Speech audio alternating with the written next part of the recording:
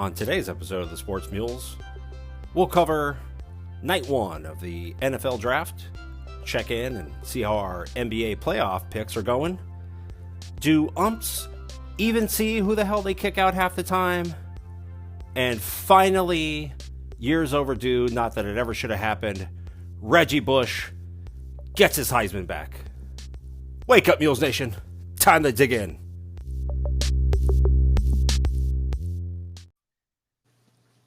Welcome to the program. However you're listening, whenever you're listening, thank you for making us a part of your day. Along the Mules HOFer, Josh Carter, I am your emotionally unavailable host, Eric Kiner.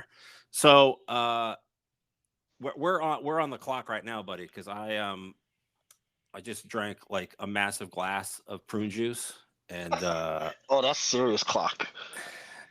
And I was so enraged at work that I ate like 2 pieces of cold pizza today. So get it. I'm going to be Euchre from Major League 2 when it's just like, here's the pitch. Ah, shit. So too high. Too high. Too high. What do you mean too high? You know, it was too. Who gives a shit? It's out. You can't say shit on radio. It doesn't matter. Nobody's listening anyway. One goddamn hit. There, we just got our over under on Major League right there. Bounce back performance. Bounce back. That is how you respond. That's what matters. That's how you're supposed to do things. Not how many times you get knocked down, but how many times you get back up. How many times you get up. So if we don't meet our Major League quota, don't worry. We'll get it next week. So how's your week going? How are you? This week has been awesome. Yeah, I'm awake, and it's Friday. Awake. It's Friday. Sun's out. Sun's shining.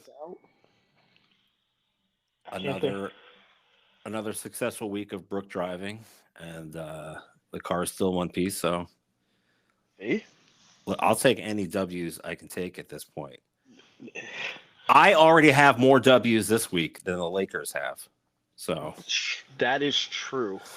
But we'll get into that. That's wow. Dumpster fire. That's all I got to say. That's all I have to say about purple and gold. Wow. Oh, Jesus. There's only one person in purple and gold has had a good week so far. That would be Jaden Daniels, maybe? Well, not Jaden Daniels, yes. Okay, 2 people. JJ had a good week in purple and gold last night.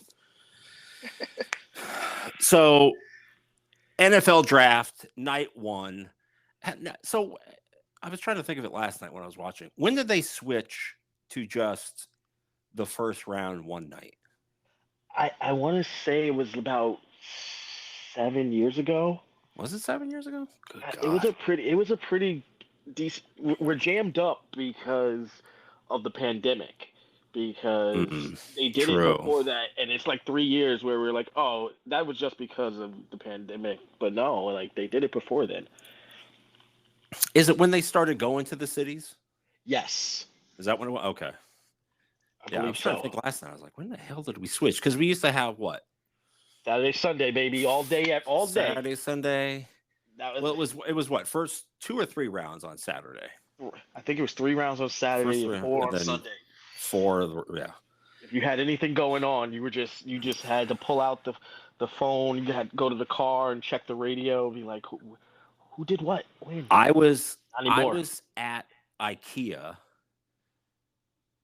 and across the street from Corey's house, getting furniture the year Eli was drafted. So like when all that stuff was going on, and like cell phones weren't, great at the time where you could like watch it or everything was super up to date. Like I'm in the middle of IKEA, like trying to get a signal to see like what's going on, who drafted, where'd he go? He's not going. What happened? The good old days of not knowing, and also the good old days of being out and being out.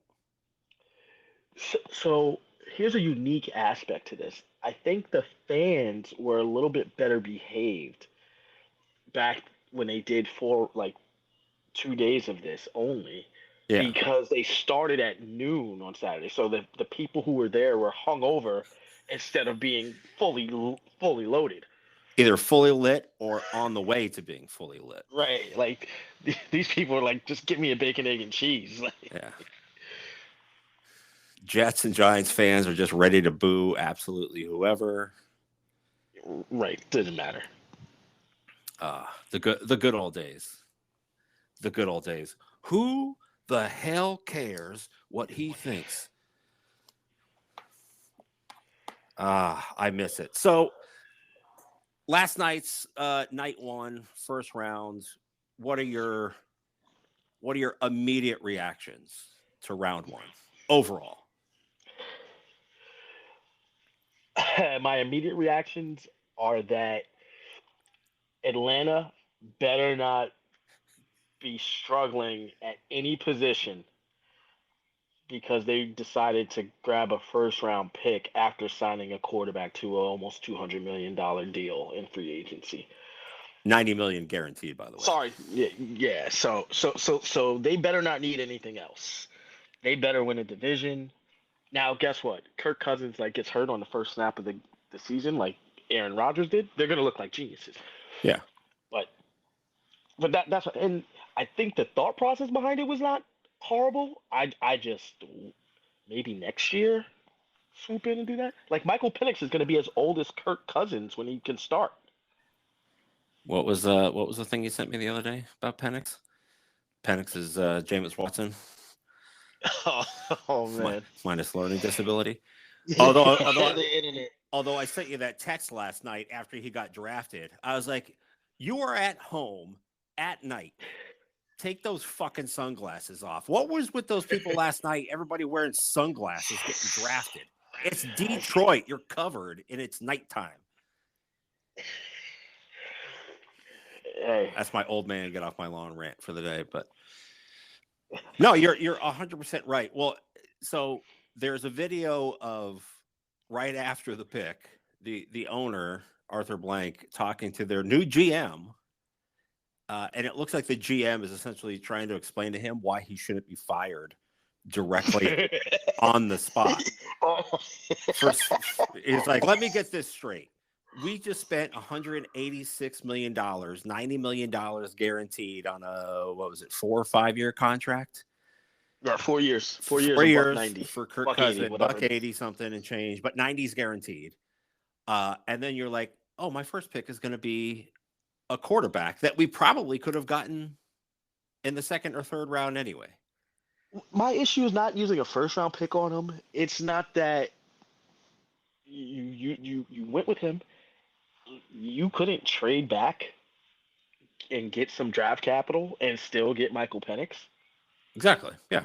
Like you're telling me that nobody wanted to move up so that they could grab a wideout or a line or an O lineman or somebody, but based on everybody else, maybe not, because the freaking Vikings then traded up one spot so that they could get their quarterback, and the Broncos did the same thing.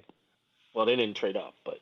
Well, it's so speaking of the Broncos, now the Broncos, they're not exactly in the same category as the Falcons, but the Broncos just traded to get Zach Wilson from the Jets and then immediately go and turn around and use their first pick on a quarterback who, by the way, is the exact same age as Zach Wilson.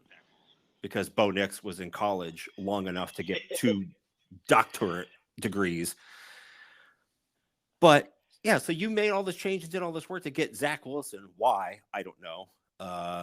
MILFs in your local area, watch out. And then go and sign Bo Nix. That's another decision. I don't get that one either for the Broncos as well, because you clearly have a lot of problems in areas that you need to fix. So, I actually can at least comprehend the Broncos. Like, they don't have faith in Zach Wilson. They may throw him out there to start the season. Zach Wilson doesn't have faith in Zach Wilson. So I get the Broncos a little bit. I don't know if Bo Nix is my pick. I think all of these quarterbacks are getting taken way too early. I was listening. People were talking about the value of taking a quarterback, and I'm thinking the exact opposite. If you're not ready to win, then or you, then why are you grabbing a quarterback unless you're convinced that this guy is going to be the dude? Because if you're not sure about him, can't you trade back and get something better? Let somebody else take him and find the guy next year, or find a guy a little bit later in the draft and grab him. But you know what? The Broncos might be onto something. Like I feel like the last like 5 or 6 drafts, the guy picked the sixth quarterback taken has been probably better than the first one. Yeah, that's definitely a possibility. It just happened earlier this year, since everybody wanted to grab a quarterback that It, they could get beaten into the ground for the and next. it's odd because, like, for once, I know this is weird for me to say and for people to hear. In free agency, the Bears, and I'm just going to say Washington. I'm not saying that ridiculous nickname. So the Bears in Washington went out. They were super aggressive. They got a lot of pieces.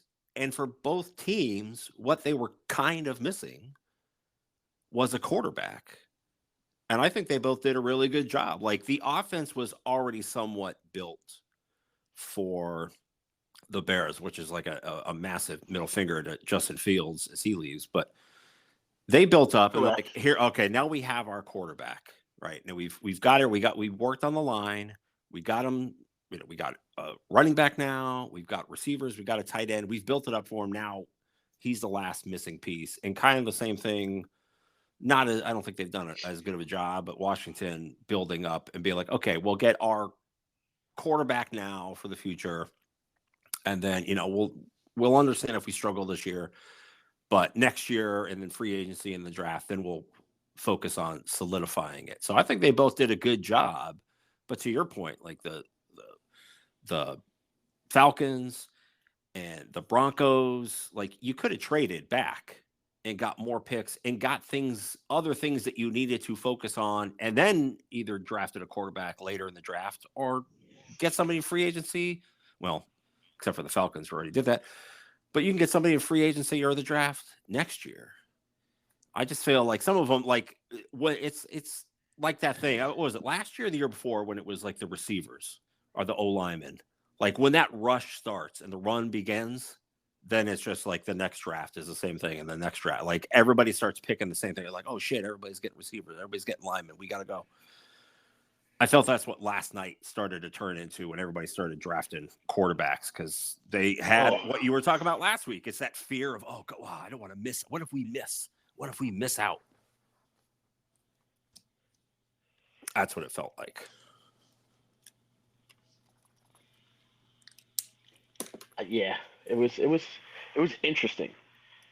You know what was exciting to me? This was the first time. Maybe it's just because it was the Knicks that I wasn't completely locked in on the draft because of the NBA playoffs. You had a mild distraction. I did. You didn't have to focus on it.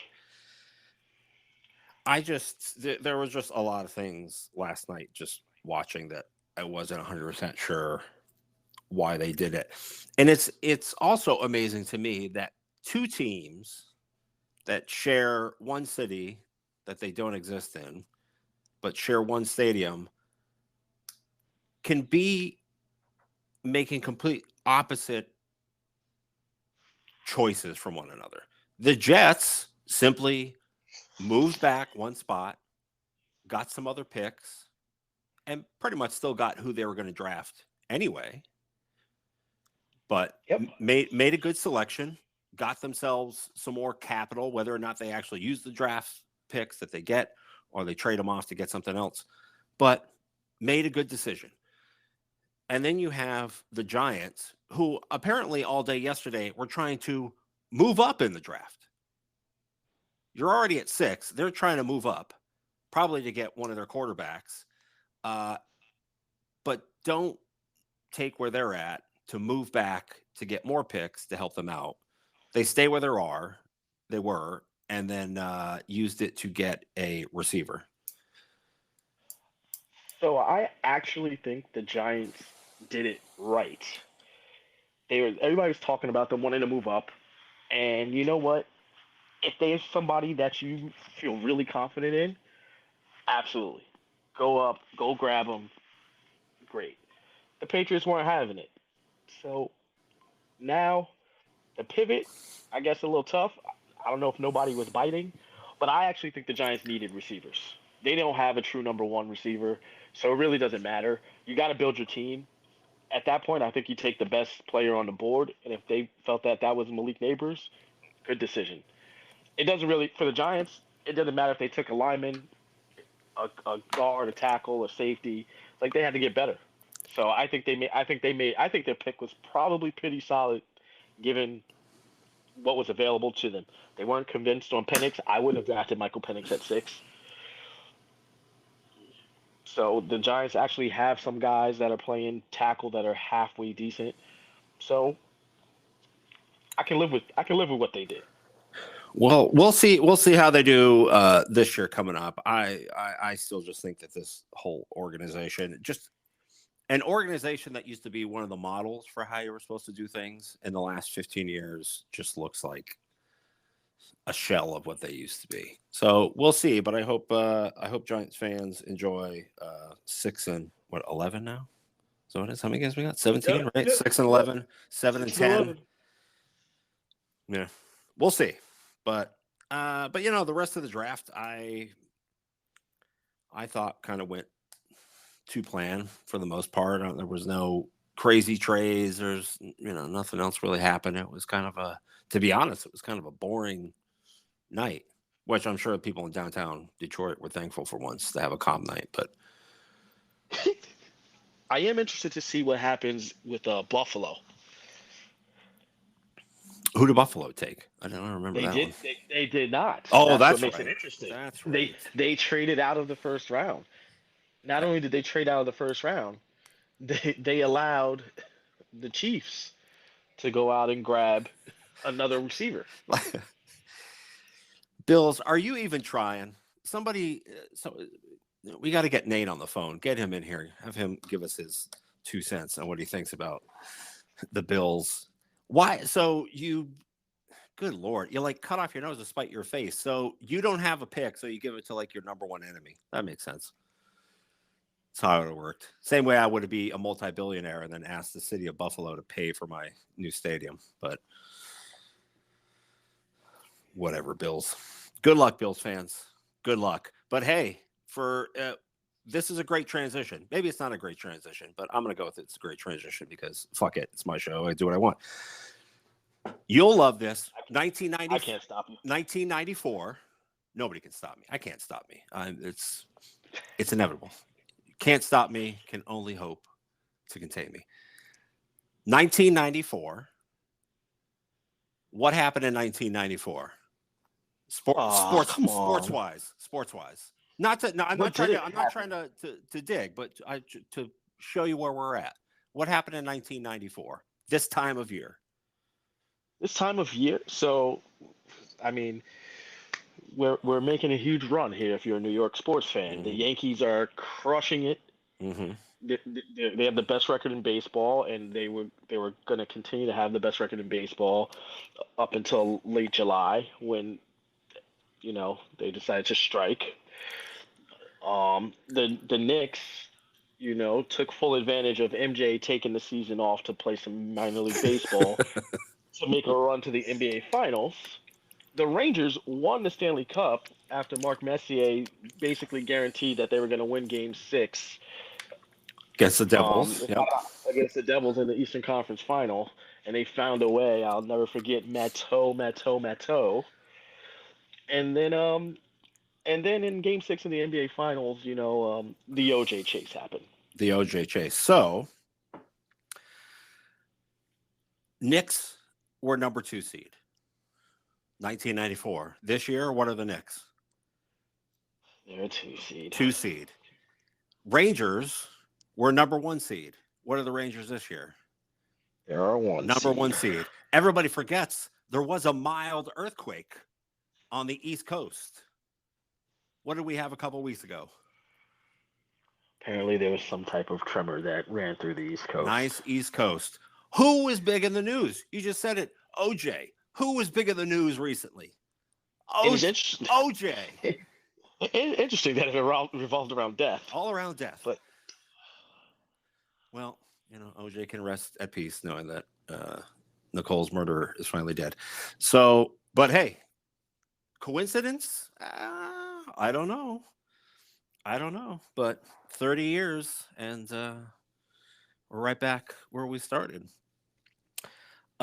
Speaking of right back where we started, so last week, because I did actually write it down and keep the paperwork because I was like, I'm never going to remember this.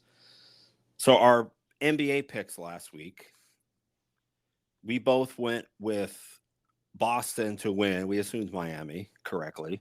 We went with Boston to win. Right now, tied at 1. I mean, like I told you before, most of our picks are pretty good because the majority of these are, either tied at 1 or 2-1, 2-0. They're all competitive, -1. But we'll switch with that one. You're an optimist here. But Boston loses in game 2, so that's tied at 1. I like the Jimmy Butler troll job after that win. That was a good one. I did like that.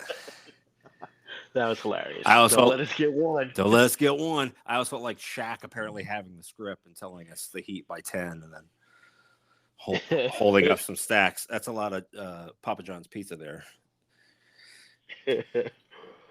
And then the Cavs Magic series, it's 2-1 now, but I don't know if the Cavs just showed up, the flight got in late the day before or what was going on. But when we were talking last night, and I was like, the Magic are up by 40.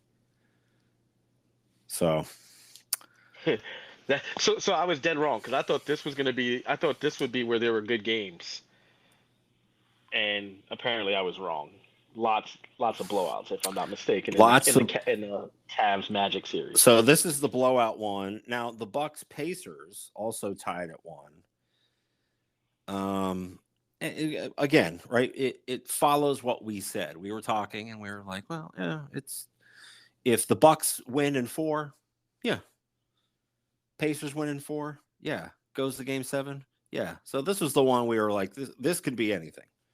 And the way it's looked so far, we've been correct. And now we get to your favorite series, Knicks Sixers. I'll let you have the floor, sir. You can bask in your glory now. There's not. I can't even bask in my glory because of the way the damn game went last night. Yeah, but you shouldn't have won game 2. So yes, we should have. Yes, we should have. Yes, we should have. That was a great choke job by the city of Philadelphia. I appreciated it. Realistically, Jalen should have held on to Tyrese Maxey's jersey because he pushed off to get free to begin with. So all's fair in love and war. Which comes back to my disappointment, and we're going to get into officiating. We talked about officiating last week. So you watched this game yesterday. Joel Embiid literally pulls on the leg of a human being that's about to jump.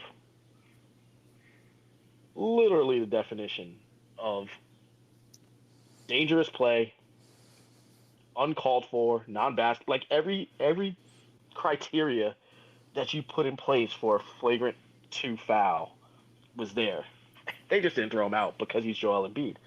So apparently now he's Michael Jordan and can do whatever he wants on the floor. We can't toss him out of the game. So he goes off for 50 because he's still playing, and it's a series again. And I would be more upset at this, except I can still troll Philadelphia fans because there might have been more Knicks fans at the Wells Fargo Center or whatever they call that. I think it's the Wells Fargo. Yeah, there were more Knicks fans there than Sixers fans. Philadelphia should be embarrassed.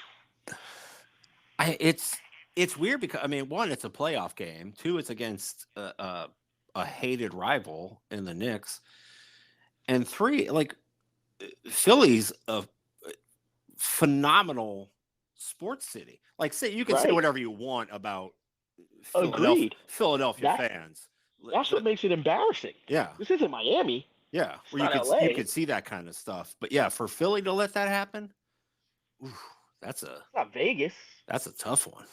That's a tough one. It's not That's like we're embarrassing. Oakland A's fans, but yeah, that's shocking. But I mean, I think when you watch it again, because I watched a couple of the clips this morning of it, and some comments on it. I don't know if it's a kick them out situation, but I think it's pretty damn close. The reason I feel like it's a kick 'em out situation is because there's nothing you can say. There's no way you can defend what he's doing. He's pulling on a guy. He looked like Jeff Van Gundy in 1996 or 7 or whatever it was. That's what he looked like. Yeah. Poor Van Gundy. But no, it's no, I totally agree. Like I go more to you should have kicked him out, because if nothing else, you just say it's completely unsafe. Correct. Like he's if the end of in football, if we have defenseless receiver, like that's the definition of a defenseless player. Like he is already in the air, attacking and going, and you're doing this. Like what happens if he lands wrong? Well, the other part to this is, if this was reversed and Mitchell Robinson was the guy that was on the ground and that was Joel Embiid, he'd be gone. He'd be gone. And everybody would also be saying, Embiid's got a knee injury, you're definitely trying to hurt him. Well, Mitchell Robinson had ankle surgery and got back like 3 weeks ago. Oh, that's true. Yeah. I didn't even think of that. Yeah. No, you're right. You're right. It's definitely a player thing. Now, I'm trying to think, has there been a situation where they watch this afterwards?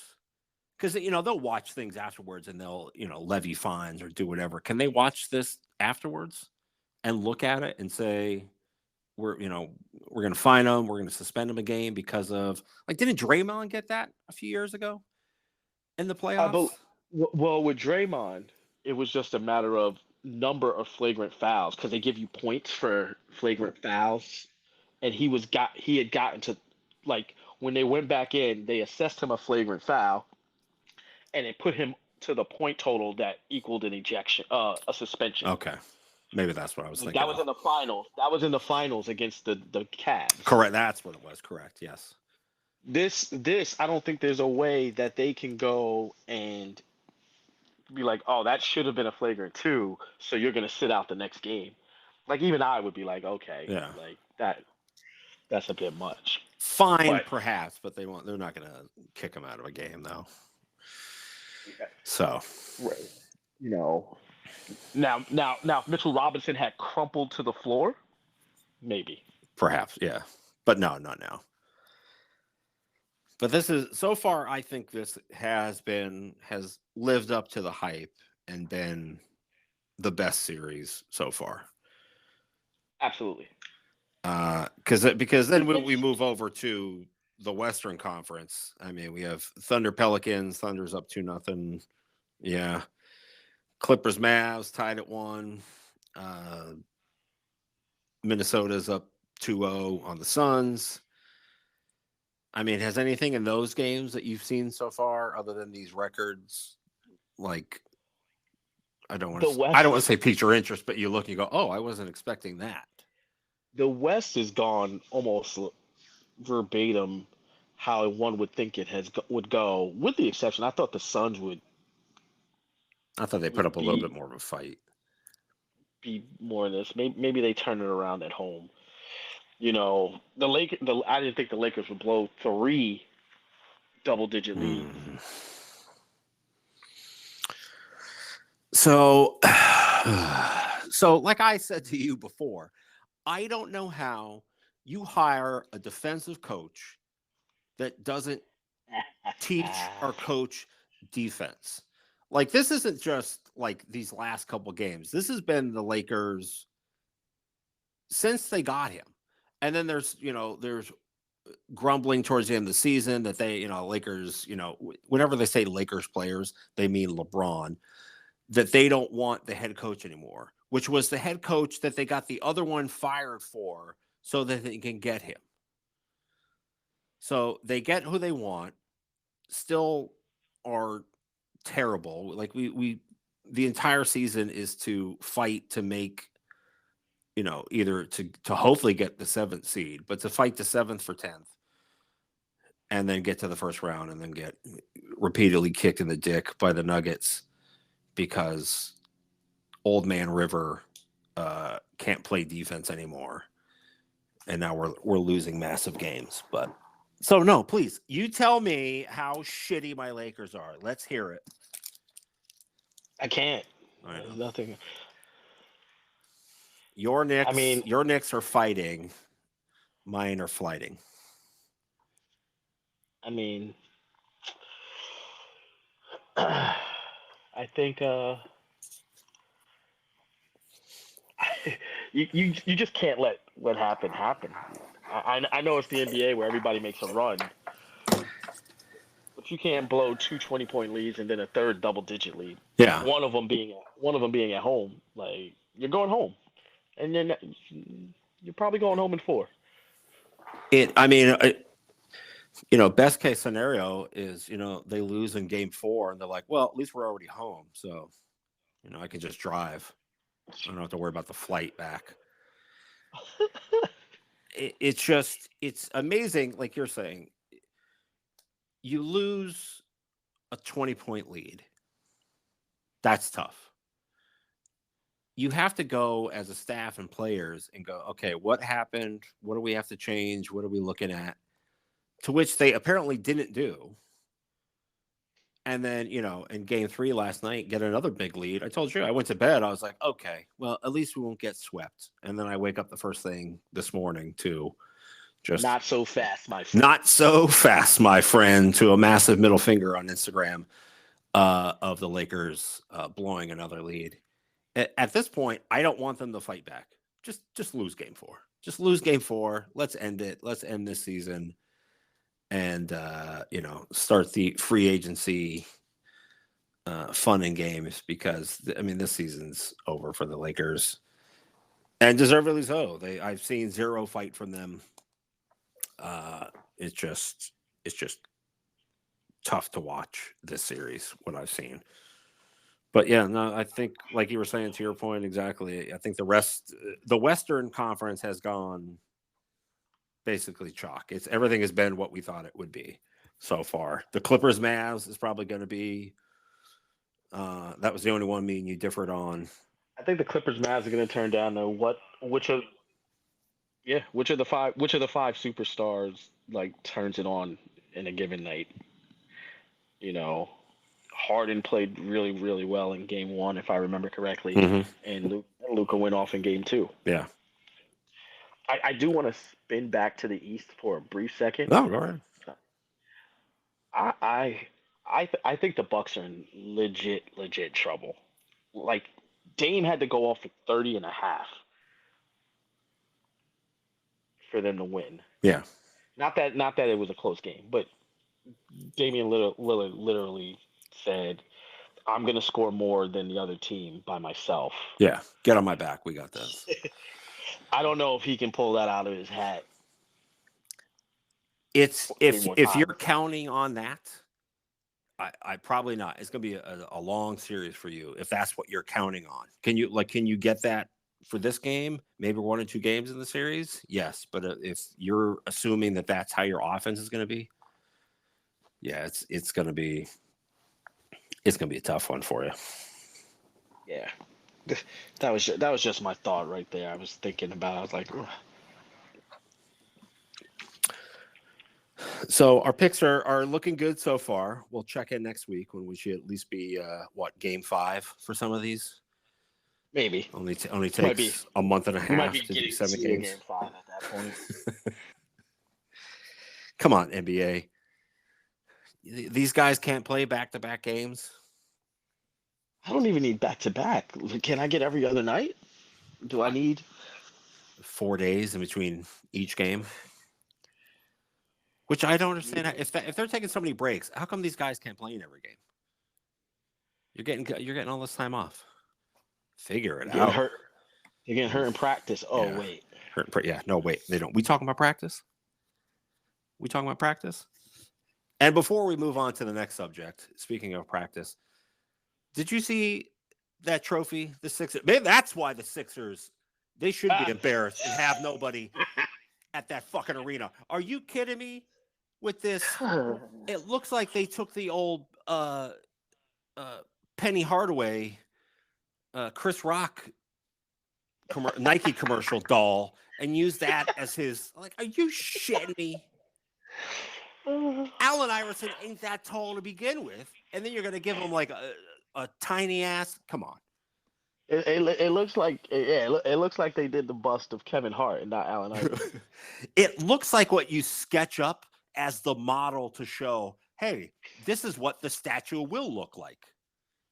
No, they're like, yeah, no, that's good enough. Well, isn't the owner of the Sixers? No. The former owner of the Sixers is the owner of Fanatics, correct? Correct. Yes. Okay. So not the current owner. No, he used to. Like I said, he got his money the old-fashioned way. He inherited it. So there you go. That's all you need to know. Just how the Sixers work. That's what they get. They used to be run by degenerate. Now they're run by degenerates. That's what you're going to put out for AI. At least give them if you're going to make a statue, at least give them the one doing the step over. Step over.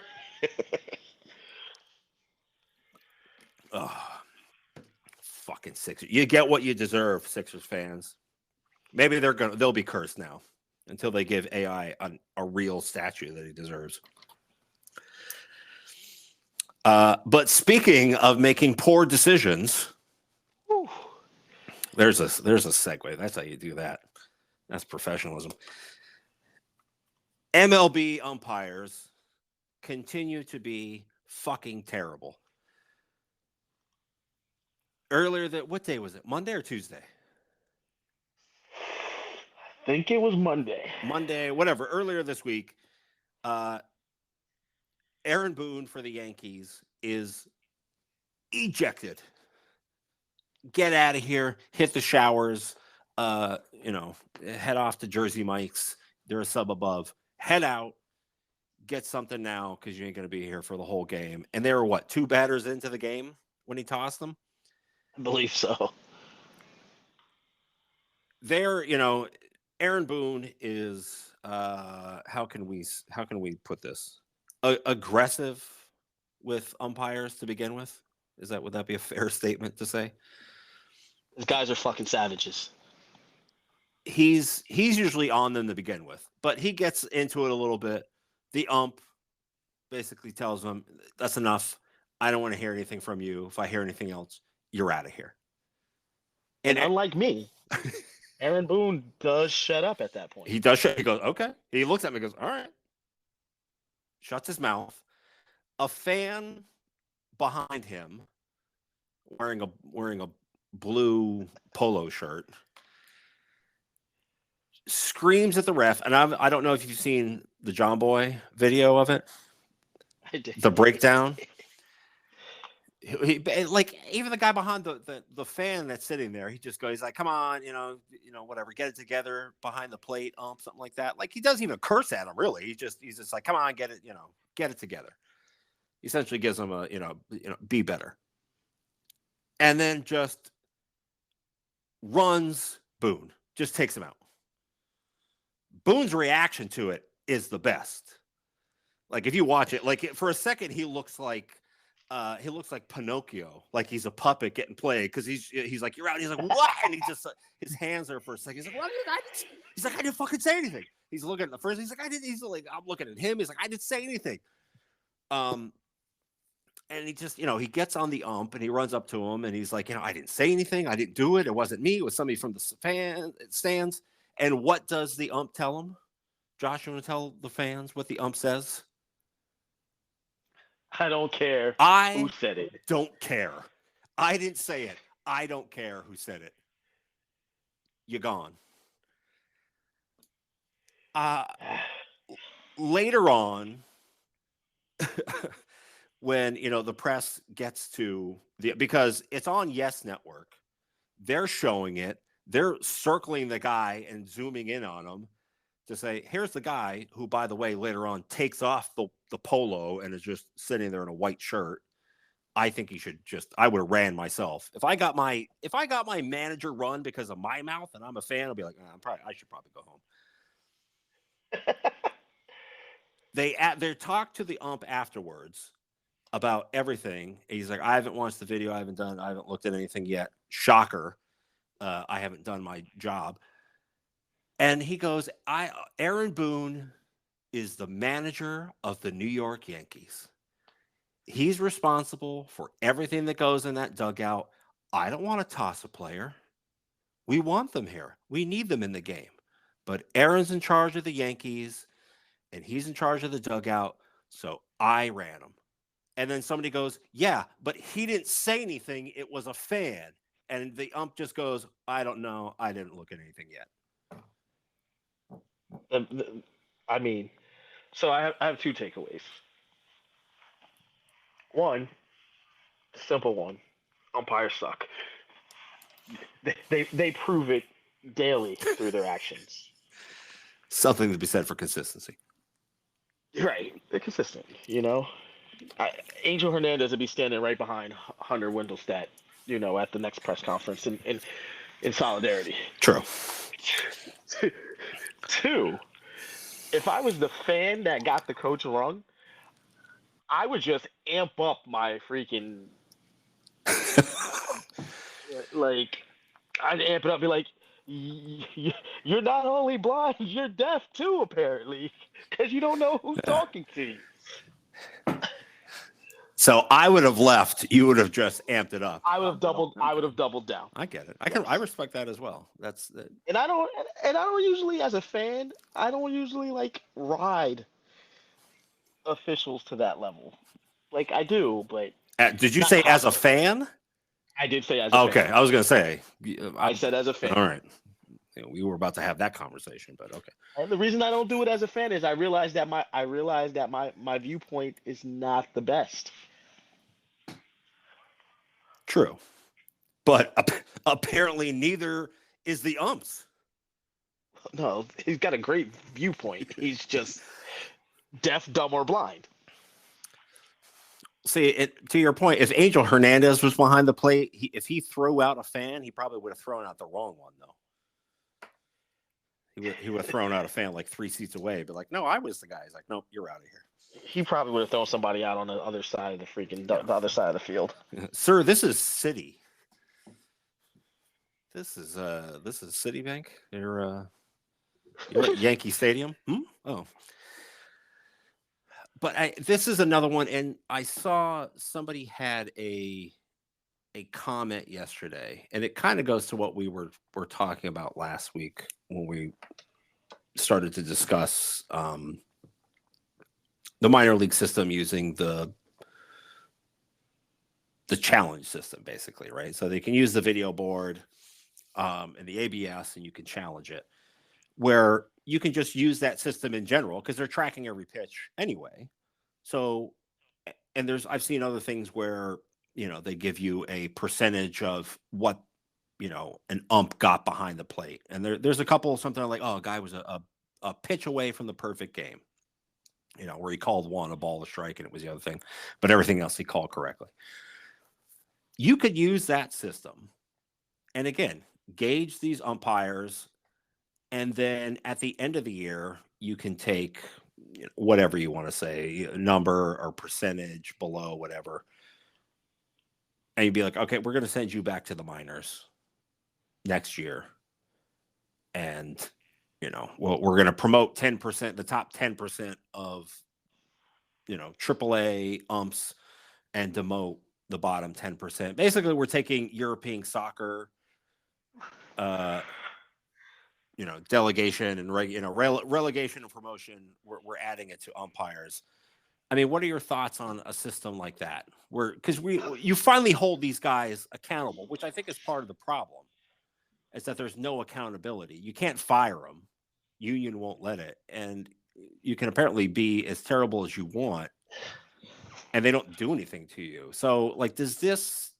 What are your thoughts on a system like that, where you would take the bottom whatever you calculate and put them back to the minors and promote the best? Because isn't that kind of what we want? Well, I don't think of it as relegation. I think of it as options. You know how they already have that for the players in Major League Baseball. You Yeah, get three. You get three. You can get optioned down to the minors 3 times yeah. with a team. So let's negotiate it out there with the umpires union. So there's you know a little bit. See, the interesting part is somehow for the umpires, they get to be the judge of themselves, but the players don't get to be the judge of themselves. Yeah. It's just funny because and we talked about it a little bit last week as well. It's like all of these things, the athletes, the managers, coaches, whatever sport it happens to be, everything is performance based, right? You perform, you keep your job, you get more money, you get more playing time. It's all performance based. If you're no good, you're not going to be around here long. But umpires, it's basically like hang around long enough and you could do whatever you want. There's no repercussions, and you can leave when you want, retire when you feel like it. We'll never force you to go. It just seems insane to me that the people in charge of the ebbs and flows and decision makings of a baseball game and judging my performance, basically, right? You're determining in baseball, right? Balls and strikes, whether or not I'm striking out, whether I'm safe on a base. That's all part of my performance that my livelihood is based on. And you can just be piss poor at your job, and it's like, yeah, that's okay. Yeah, I just I get really lost with how baseball allowed itself to get to this point because that was part of the point of connecting the umpires, to be Major League Baseball umpires, not National League umpires and American League umpires. Mm-hmm. It's just like how how have you managed to just allow the poorest of guys to in some ways ruin your product? Yeah, you represent all of us. Like if I'm an and like I take pride in what I do, and I try to be the best I can possibly be, and make all the correct calls I can. And then you see, stuff like, throwing out Aaron Boone because a fan yelled at you, or Aaron Hernandez, who probably doesn't get it, or Angel Hernandez, who probably doesn't get it, Aaron Hernandez as well, but Angel Hernandez, who doesn't, probably couldn't see his name spelled correctly. Like they're all like they are representing you, and they're the people who are at the, on the tips of everybody's tongue. And you're like, they're making me look like a fool. Exactly. It's just, I just don't get it. But speaking of fools, this week, finally, the NCAA and the Heisman Trust finally said, you know what? Our bad. Probably shouldn't have done in the first place. But anywho, Reggie Bush gets his Heisman back, as he always should have had it. So what are your thoughts? First, what are your thoughts on Reggie Bush in his playing days? Uh, Reggie Bush is one of the most electrifying athletes to play the game of football. Um, you know, I think that just in terms of being able to do it all, he was Christian McCaffrey before Christian McCaffrey. Mm-hmm. That's kind of how I view Reggie Bush. As it goes with his, unfortunately for Reggie, the lasting memory that I have of him is him getting literally chopped in half by a DB on that swing pass. It's against the Eagles, wasn't it? It was against the Eagles. I thought he was dead. I was heartbroken when I saw that hit, and I literally thought Reggie Bush was broken when I saw that hit. Correct. I was like, he made. I wouldn't get up. I would have just stayed down. Now, of course, I'm like 8 inches shorter than him, so the hit would have been helmet. That hit would not have been. Well, it would have been legal then, and I would have. Yes, I would have been. I would have been fully concussed, so I would not have gotten up. Reggie Bush and again, right, I'm somewhat biased because I'm a Trojans fan, but Reggie Bush, I think, is probably top 5 college football players of all time. Ability wise, skill wise. I mean, what could he not do? He's also one of 4 players to win a Heisman and a Super Bowl. I'll give you bonus points if you can figure out the other 3. Win a Heisman and a Super Bowl. Oh, there's trivia on here. We got it all here, and you know us in trivia, so.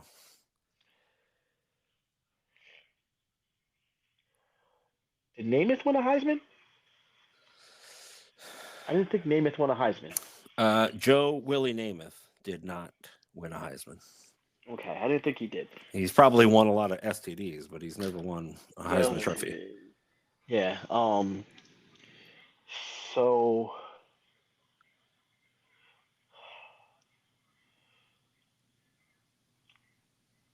quarterback. One is a quarterback for sure. And I'm blanking on.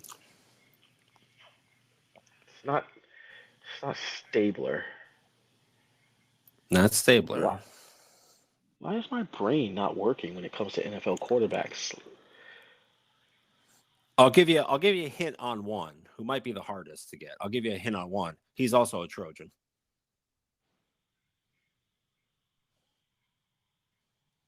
And speaking of OJ. I was gonna say, is it the juice? It's not the juice. Oh, it's not the juice. No, okay. No. Marcus Allen. Yep, that's 2. I was getting there on my own. I was trying to think of the quarterback first. There's 2 others, and I'll give you this hint as well. There are no quarterbacks that have done both. There are none. Okay, because my brain was thinking it might have been a quarterback at like Navy or something. Okay, so there are no quarterbacks. Won a Heisman and a Super Bowl. Oh, no, I'm wrong. There is one. Uno. There's one quarterback. Yeah. Actually, there's been a couple. What was I think? Maybe it's MVP. But you're correct. About the quarterback? Plunkett is one. Okay. He won a Heisman and a Super Bowl. Okay. One you see on a lot of Sundays shows.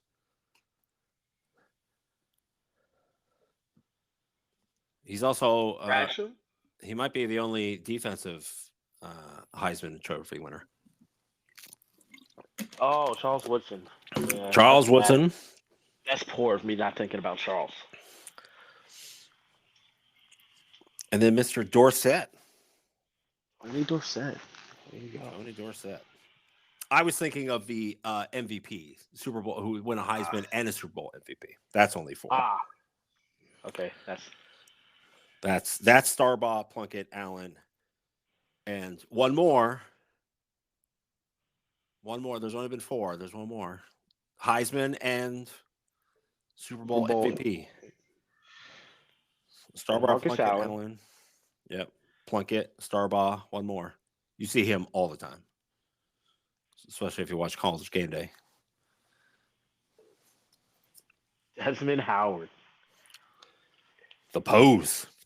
Yeah. The pose. The Heisman Trophy. The Heisman Trophy winner. Everybody knows he won the Heisman. Everybody gets like, oh, shit, you won that? No. Super Bowl. Yeah. I remember he won the Super Bowl. I forget that he was the Super Bowl MVP. He was the MVP of that Super Bowl. Big F you to Brett Favre on that one. But no, that's I'm glad he got it back. I mean, Heisman couldn't keep Reggie Bush from his Heisman anymore because his parents took $8,000 one time. Like I said, we got NIL deals. We got kids making millions of dollars and thousands of dollars all over the joint. It's hard to still look at Reggie Bush and be like, oh yeah. So my question is, does USC get their national championship back? It's the NCAA. Whatever you think is the way it should go is how it's definitely not going to go. Because this was all part of, they took it away because of Pete Carroll's favorite line of all time, Pete Carroll's lack of institutional control. Meanwhile, these people have apparently never worked a real job in their life. Everything is lack of institutional control. Is the NCAA not look in the mirror ever? Yeah. Fucking kings and queens of lack of institutional control. But hey, well, again, small victories we'll take we get. Reggie gets the Heisman back, as he should. And, people are like, so now USC again has the most Heisman Trophy winners ever with 8. And somebody asked me, are they going to correct it? I was like, well, USC never technically changed who won Heisman trophies on their list. Right. They're like, we got it back. And they're like, yeah. Yeah, he's still a Heisman Trophy winner. You can say it that way if you'd like. Yeah, you can. We say they don't have institutional control over us, so we can do what we want. But so we got a busy weekend of more play of draft 2 and 3 tonight, right? Yeah, rounds 2 and 3. 2 and 3 tonight, and then the rest are on Saturday. Playoffs going strong. Yankees offense is terrible, and I'm sure they'll be aided by somebody else getting kicked out for no reason. But no, we got a busy weekend ahead of us, buddy. So we'll see what we have next week. It'll be interesting. Usually maybe not tonight for the draft, but Saturday, like 4 through 7. I know nobody cares about those guys, but I always feel like that's where wheeling and dealing really takes place. Like that's where you really fill in what you need. Everybody likes the big flashy names and everything, but it's like these are the ones that really set up your team. So I'm interested to see the rest of the draft, but I think it's interesting. I think 4 through 7 end up mattering a lot in ways that nobody ever remembers. Matters to Purdy. Right. The 49ers, Mr. Irrelevant. Seems like he's been doing pretty good. But well, no, that's it for today's show. Thanks for joining again. My pleasure. This is fun. I'll be more fun next time. You're always fun. I mean, I'm usually fun, but I also drink at work, so you gotta. Now, that's ideas. That's my secret. That's my secret. How do you stay so loose at work, Eric? I'm drunk. Oh, okay. Oh, starting to come together. By any means necessary. Things are starting to come together now. Boys. Starting to come together now. That's called a winning streak. I'm too damn old to be diving in the lockers. I can take it if you can. Fine, suit yourself. All right, brother. Thanks for being on. And for sure. We'll get after it again next week. Sounds good. All right. Love to. Until then. All right, man. Until next time. Bye. Later.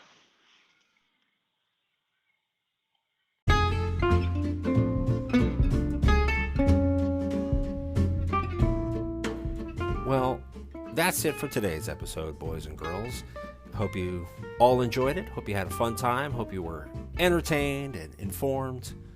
As always, thank you to my brother Josh for joining us. Always great to have him on. Always great to talk to him. It's a beautiful day outside. Salem is awake and just looks like I wish I could. Living a life. This cat lives the life. But get out this weekend. Watch some of the draft.